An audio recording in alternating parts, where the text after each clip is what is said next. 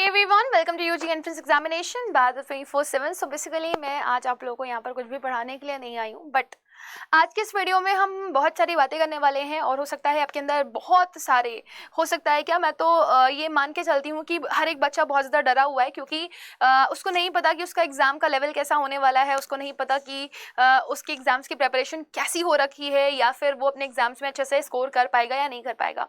सो आज के इस वीडियो में हम सिर्फ और सिर्फ करने वाले हैं मन की बात, जिसमें हम आपके साथ आपकी जो थोड़ी सी फीलिंग्स हैं, ठीक है ना, उनको बांटने की कोशिश करेंगे। आपके अंदर के डर को, आपके अंदर के जो घबराहट है उसको बांटने की कोशिश करेंगे। सो मैं यहाँ पर आप लोगों को बताने वाली हूँ लास्ट मिनट स्ट्रैटेजी कि आप अपने इंग्लिश का रिवीजन कैसे करें। ऑब्वियसली आप बहुत ज़्यादा परेशान होंगे, एग्जाम्स आपके 12th के खत्म हुए, उसके सडन बाद मतलब बहुत ज़्यादा टाइम भी नहीं मिला आपको और आपका सीयूईटी का एग्जाम आ गया। सो कुछ बच्चे तो स्टार्टिंग से ही प्रिपरेशन में लगे हुए थे, लेकिन कुछ बच्चों ने एकदम लास्ट मोमेंट पे पढ़ाई करी है। अब होता क्या है ना, जब हम लास्ट मोमेंट पे पढ़ाई करने के लिए आते हैं तो हमको समझ ही में नहीं आता है कि हम क्या पढ़ें क्या छोड़े, राइट। सो आज की इस वीडियो में मैं आपको हर एक प्रॉब्लम का सोल्यूशन देना चाहूंगी और मैंने यहाँ पर उन प्रॉब्लम्स को सबसे ज़्यादा एम्फेसिस दिया है जो कि मेरे पास बहुत ज़्यादा मेल्स पर आ रही थी या बहुत ज़्यादा मैसेजेस और कमेंट्स में मुझे देखने के लिए मिल रही थी, राइट। सो आपकी प्रॉब्लम क्या है और आप इससे कनेक्ट कर पा रहे हो या नहीं कर पा रहे हो, आप मुझे आफ्टर द वीडियो ज़रूर से ज़रूर बताना। सो लेट्स गेट स्टार्टेड, शुरू करते हैं हम लोग आज की इस वीडियो को। देखो, लास्ट मोमेंट पे अगर आपको रिविजन करना है तो आप क्या कर सकते हो, आप उन टॉपिक को फोकस करो जो कि मोस्टली आज टॉपिक्स होते हैं आपके।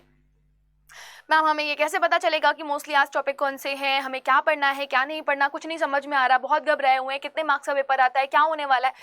Relax, you will get a paper जिसमें आपके 50 क्वेश्चंस होंगे इंग्लिश में, आपको 40 क्वेश्चंस अटेंड करने पड़ेंगे और आपको 10 क्वेश्चन छोड़ने हैं। वो आपको जो भी टफ क्वेश्चन लग रहे हो आप छोड़ देना।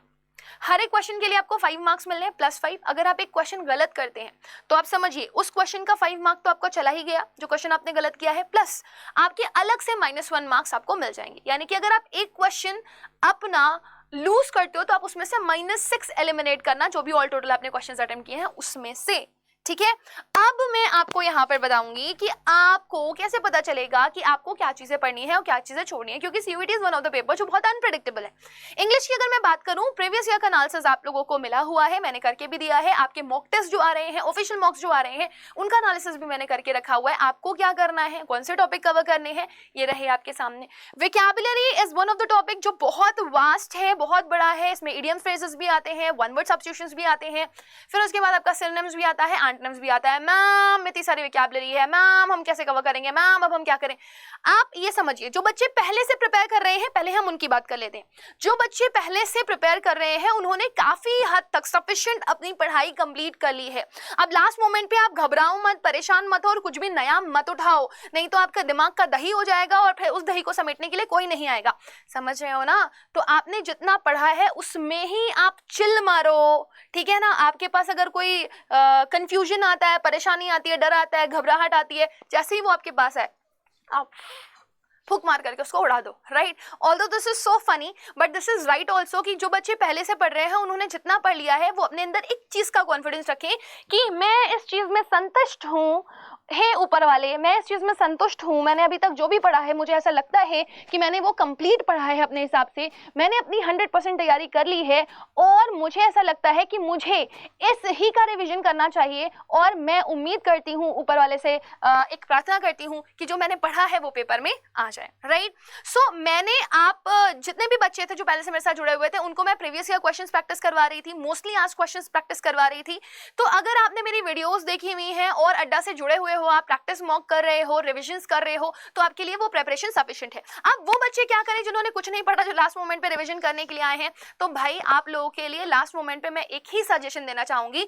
आप किसी भी टॉपिक को कर रहे हैं, आप उसकी ज्यादा से ज्यादा मॉक टेस्ट सॉल्व कर लीजिए। मॉक टेस्ट आपका आज डेट क्या है, 18 है, 18, 19 एंड 20 3 दिन है आपके पास, जिनका 21 तारीख को पेपर है, जिनका 22 को है, 23 को है, आपके लिए शुभकामनाएं। आपको 1 दिन 2 दिन 3 दिन एक्स्ट्रा मिल रहे हैं, राइट। तो आप क्या करें, जो भी बचे हुए दिन है उसमें ज्यादा से ज्यादा मॉक्स लगाएं। आपके कम्युनिटी पोस्ट पे मैंने बहुत सारे क्वेश्चंस प्रैक्टिस करने के लिए डाले हुए हैं, आप उनको प्रैक्टिस करें। लास्ट मोमेंट पे सिर्फ प्रैक्टिस करें, प्रैक्टिस करें, प्रैक्टिस करें, कोई थ्योरी मत पढ़ने बैठ जाइएगा वरना आप बहुत परेशान होने वाले हैं। कोशिश करिएगा कि आप क्वेश्चन से ही अपने आंसर्स को लर्न करने की कोशिश करें, क्योंकि मैं अपनी यही अप्रोच अप्रोच रखती हूँ। मुझे ऐसा लगता है जिस बच्चे ने बिल्कुल पढ़ाई नहीं करी है, लास्ट मोमेंट पढ़ने के लिए बैठा है, उसके लिए सबसे फायदेमंद यही होता है। नेक्स्ट, फिर से बोल रही हूँ, विकैबुलरी के लिए चिंता मत करिए। जिन बच्चों ने पढ़ रखा है वो बस ये मान के चलें उसी में से ही आपको एग्जाम्स में मिल जाएगा, और जिन बच्चों ने बिल्कुल पढ़ाई नहीं करी है वो ज्यादा से ज्यादा मॉक टेस्ट और प्रैक्टिस क्वेश्चन अटेम्प्ट करें। दूसरा टॉपिक आता है आपका वर्बल एबिलिटी। बहुत सारे लोगों को पता ही नहीं है कि वर्बल एबिलिटी में आपका पूछा क्या जाने वाला है, तो मैं आपको बता दूं, spotting error, choose the correct word, हम लोग एक्सपेक्ट कर रहे थे कि आ जाएंगे, लेकिन पिछले साल आपके पेपर में नहीं आए हैं। इस साल क्या होने वाला है भगवान ही जाने, लेकिन हम ये एक्सपेक्ट करके चल रहे हैं कि जो अभी तक इनके ऑफिशियल मॉक्स आए हैं और जो अभी तक इन्होंने पेपर हम लोग को प्रोवाइड करवाए हैं पिछले साल के, उस हिसाब से अगर हम बात करें तो वर्बल एबिलिटी में सिर्फ 2 टॉपिक्स आ रहे हैं आपके। एक फिगर ऑफ स्पीच आ रहा है जिसको मैंने बहुत प्यार से 2 क्लासेस में पढ़ा करके रखा हुआ है, आप उस क्लास को देख लीजिए, आपके यहाँ पर 20 से 25 मार्क्स पक्के हो जाएंगे। दूसरा टॉपिक आ रहा है आपका एनालॉजी का, वो भी मैंने आप लोग को मंजिल सीरीज में पूरा पढ़ा करके रखा हुआ है एक सेशन में। तो ये 3 सेशन अगर आप 2x की स्पीड से भी देख लोगे तो आपके 1.5 घंटे में पूरा का पूरा फिगर ऑफ स्पीच और एनालॉजी कंप्लीट हो जाएगा, और आप मस्त हो करके इसमें कितने मार्क्स लेकर के आ जाओगे। अगर आपके 4 क्वेश्चन आते हैं तो आप 80 मार्क्स लेकर के आ जाओगे, 20 फिगर ऑफ स्पीच से और 20 एनालॉजी से, और अगर 5-5 क्वेश्चन आ जाते हैं तो 25 और 25 यानी कि 50 मार्क्स आप यहाँ से कवर कर लोगे, राइट। सो प्लीज उसको जाकर के जरूर कवर कर लो, पढ़ लो और ज्यादा से ज्यादा प्रैक्टिस क्वेश्चन करो। Next is reading comprehension. Ma'am reading comprehension नहीं हो रहा, मैम बहुत टफ हो जाता है, मैम क्या करें, मैम क्या ना करें।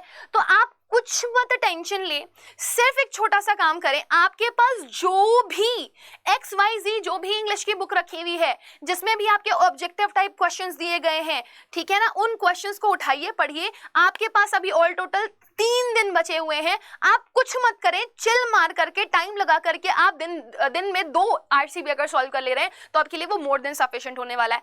RC की कोई स्पेसिफिक स्ट्रैटेजी नहीं होती, 9th में, 10th में, 11th में, 12th में जो भी आप करते हुए आ रहे हैं, आप लास्ट मोमेंट पे उसी स्ट्रैटेजी को अप्लाई कर दें, आपको बहुत हेल्प मिलेगी। आप 4 दिन जब अपने ऑल टोटल, आज को मिला रही हूं मैं 18, 19, 20 और 21 तारीख की सुबह, अगर आपका पेपर एकदम मॉर्निंग शिफ्ट में नहीं लगा हुआ है तो चलो 3 को लेकर के चलते हैं। अगर आपने 6 क्वेश्चन भी आरसी के अच्छे से प्रैक्टिस कर लिए ना, 6 question in the sense 6 RCs अगर आपने ढंग से प्रैक्टिस कर लिए ना, तो वो भी आपके लिए मोर देन सफिशिएंट होगा, क्योंकि वो आपको एक कॉन्फिडेंस दिला देगा कि आप आरसी पढ़ करके अपने क्वेश्चन को कर पा रहे हो कि नहीं कर पा रहे हो, राइट। अगर आपको कोई सोर्स नहीं मिल रहा, आपके पास कोई किताब नहीं है, कोई बुक नहीं है, कुछ मत करिए, गूगल सर्च मारिए और सर्च करिए आरसी, ठीक है ना, फॉर CUET प्रैक्टिस, ऐसे करके डालेंगे तो आपको बहुत सारे आरसीज मिल जाएंगे जिसको आप प्रैक्टिस कर सकते हैं। उसमें भी टेंशन हो रही हो तो भी चल मारिए, आप कुछ ना करिए, आप कम्युनिटी पे जाइए, कम्युनिटी पे जाकर के इंग्लिश विद रुबैका मैम को सिलेक्ट कर लीजिए। वहां पर मैंने आरसी के प्रैक्टिस क्वेश्चंस डाले हुए हैं, आप उनको ही सॉल्व करके चले जाइए, उतना ही आपके लिए सफिशिएंट होगा, ठीक है। ये काम जरूर कर ले। कम्युनिटी कैसे ज्वाइन करेंगे, उसके लिए आपको अड्डा की ऐप डाउनलोड करनी पड़ेगी, अपना CUET का कोर्स सिलेक्ट करना पड़ेगा, कम्युनिटी पे जाना पड़ेगा, ऊपर एक्सप्लोर ग्रुप पे जाकर के इंग्लिश विद रुबैका मैम सर्च करेंगे, आपको मिल जाएगा मेरा ग्रुप। ना मिले rubaika.aka@adderby47.com पे मेल कर दीजिएगा, मैं आपको लिंक भेज दूंगी कम्युनिटी का, आपको मिल जाएगा। नेक्स्ट आता है आपका rearrangement. Just like RC, rearrangement is also all about practice. The more you practice, the more you people will be able to learn the best. लेकिन उससे मैं आप लोगों को एक छोटा सा सजेशन देना जरूर चाहूंगी कि आप लोग बस मुश्किल से 13 सेशन है, 13 into 2, 26 मिनट्स की वीडियोस ऑल टोटल कंप्लीट होंगी। ये मैंने उसमें बेसिक ग्रामर आप लोगों को पढ़ा रखी है, उस बेसिक ग्रामर की अप्रोच के साथ आप मैक्सिमम अपने रीअरेंजमेंट्स को सॉल्व कर सकते हैं। आप वो 26 मिनट की वीडियो 2x स्पीड पर डालेंगे तो आपकी वो 13 मिनट की ही वीडियो आप लोगों को मिल जाएगी, मतलब 13 सेशंस हैं वो, आप उसको देख लीजिए। इसका मैं नाम बता देती हूँ बेसिक ग्रामर के सेशन का, इसका नाम है इंग्लिश शॉर्ट्स बाय रुबैका मैम। सो आप सर्च करेंगे यूट्यूब पे इंग्लिश शॉर्ट्स बाय रुबैका मैम, तो आपको ये 13 मिनट का जो सेशन है, मतलब 13 मिनट तो नहीं बोलूंगा, 26 मिनट का है, लेकिन अगर आप 2x की स्पीड से देखेंगे तो आपका 13 मिनट में ही ये कंप्लीट हो जाएगा और आप आराम से रीअरेंजमेंट की ट्रिक सीख सकते हो कि कैसे आपको एक दूसरे को कनेक्ट करना है, राइट। फिर आता है आपका चूज द करेक्ट वर्ड, इससे 2 क्वेश्चन पूछे जाते हैं। पहला आता है स्पेलिंग एरर, दूसरा वाला जो पार्ट आता है वो आता है आपका फिल इन द ब्लैंक्स। तो इसमें आपको कुछ भी XYZ नॉलेज लगाने की जरूरत नहीं है, आपने वोकैबुलरी कवर करी हुई है, वो काम आ जाएगी आपके यहाँ पर। आपने दूसरा टॉपिक जो ग्रामर कवर किया हुआ है, बेसिक ग्रामर, उसकी नॉलेज आपको यहाँ पर काम आ जाएगी चूज द करेक्ट वर्ड में। तो आप क्या करें, सिर्फ क्वेश्चन प्रैक्टिस करें मैक्सिमम टू मैक्सिमम, ये भी मैंने आपको कम्युनिटी पे प्रोवाइड करे हुए हैं। So last moment is all about to practice more and more question, that is it. लेकिन एग्जाम वाले दिन मैं आप लोगों से बोलूंगी सुबह सुबह कुछ मत करना, बिल्कुल चिल मार करके पेपर देने के लिए जाना। आप लोगों के अंदर जो डर है वोकैब फियर को लेकर के, वो भी चला जाएगा। दूसरी चीज जो आप लोग बहुत परेशान होते हो कि मैम आरसी की अप्रोच कैसी रहनी चाहिए, तो जो आपको बेहतर तरीके से पता है, जिसको आप अभी तक अप्लाई करते आए हो, लास्ट मिनट में नो चेंज, कोई चेंज नहीं करना, किसी के हिसाब से नहीं चलना, जो मुझे आता है वो मुझे करना चाहिए, वो आपने करना है। और फिर चूज द करेक्ट वर्ड तो आपके लिए चिंता का विषय ही नहीं है, अगर आप लोगों ने वोकैबुलरी को अच्छे से प्रैक्टिस करके रखा हुआ है तो, और आपने बेसिक ग्रामर के सेशंस अटेंड किए हुए हैं तो। सो लास्ट मोमेंट पे the practice will be the key success for you. Practice करना, आप कॉन्सेप्ट पढ़ना भी हो अगर आपको तो क्वेश्चन के थ्रू पढ़ना, जो क्वेश्चन आपके सामने आ जा रहा है उसके थ्रू आप कॉन्सेप्ट को पढ़ोगे, दैट इज इट। अब एक्स्ट्रा में कुछ भी नहीं पढ़ना, आपको कुछ नया नहीं पढ़ना, कुछ नया रिवाइज नहीं करना, क्योंकि आप घबराओगे, पैनिक होगे, परेशान होगे। सो चिलैक्स इज द मेन मंत्र of the revision of English, ठीक है। ये आपका जो सबसे बड़ा डर है इंग्लिश के लिए, आप चिलैक्स मंत्र को दिमाग में रखो, बहुत इंपॉर्टेंट है आप लोगों के लिए। और लास्ट मोमेंट पे मैं बस इतना ही बोलूंगी, आपने जितनी पैनिकनेस अपने अंदर से निकालनी है आप निकाल लो, जितना आपने मेडिटेशन, अगर आपको लग रहा है बहुत घबरा रहे हो तो आप मेडिटेशन करो, it will help you, it will support you, right. और कोशिश करो कि अपने अंदर कॉन्फिडेंस रखो कि मेरे को जितना आता है मैं उसको अच्छे से करके आऊँगा। ये बहुत इंपॉर्टेंट है कि आप लोगों को किस तरीके से पेपर को अटेम्प्ट करना है। सो जनरली बच्चा क्या करता है, वो पहले इजी क्वेश्चन कर लेता है, फिर टफ वाले पे जाता है। मैं टोटली अग्री हूँ इस बात से कि आपको जिस तरीके से सूटेबिलिटी मिलती है आप वो करो, लेकिन मैं अपनी अप्रोच बताना चाहती हूँ। कभी भी मैं अगर पेपर देने के लिए जाती हूँ तो मैं ये मानती हूँ कि मेरा दिमाग एकदम फ्रेश है, मैं रेडी हूँ पेपर देने के लिए, तो मैं हमेशा आरसीज को अटेम्प्ट करती हूँ ताकि जितना जल्दी हो सके मैं फटाफट आरसीज कंप्लीट कर लूँ। उसके बाद फिर मैं जाती हूँ इजी क्वेश्चंस के लिए, जैसे कि फिगर ऑफ स्पीच जो मुझे आता है, जिसमें मैं कॉन्फिडेंट हूँ। मैं अगर लास्ट मोमेंट पे भी कम टाइम में भी उसको करूंगी ना तो भी मेरा आंसर गलत नहीं होगा। एनालॉजी में मेरा तभी आंसर गलत नहीं होगा। वह क्या आता है तो आता है, नहीं आता तो नहीं आता, ये वाला सीन रहता है। सो लास्ट मोमेंट पे मैं जितने भी इजी क्वेश्चंस या जो छोटे क्वेश्चंस होते हैं उनको अटेम्प्ट करती हूँ, राइट। सो आई बिलीव कि जब आप लोग क्वेश्चन के लिए जा रहे हो तो आप अपनी अप्रोच जरूर लगाओ, बट अगर मेरी बात मानोगे तो फ्रेश मूड से आप आरसी पढ़ोगे तो आपको अच्छा लगेगा, तो आप आरसी को पहले अटेम्प्ट कर सकते हो, रीअरेंजमेंट को पहले अटेम्प्ट कर सकते हो, फिर आप इजी क्वेश्चन के लिए जाओ, राइट।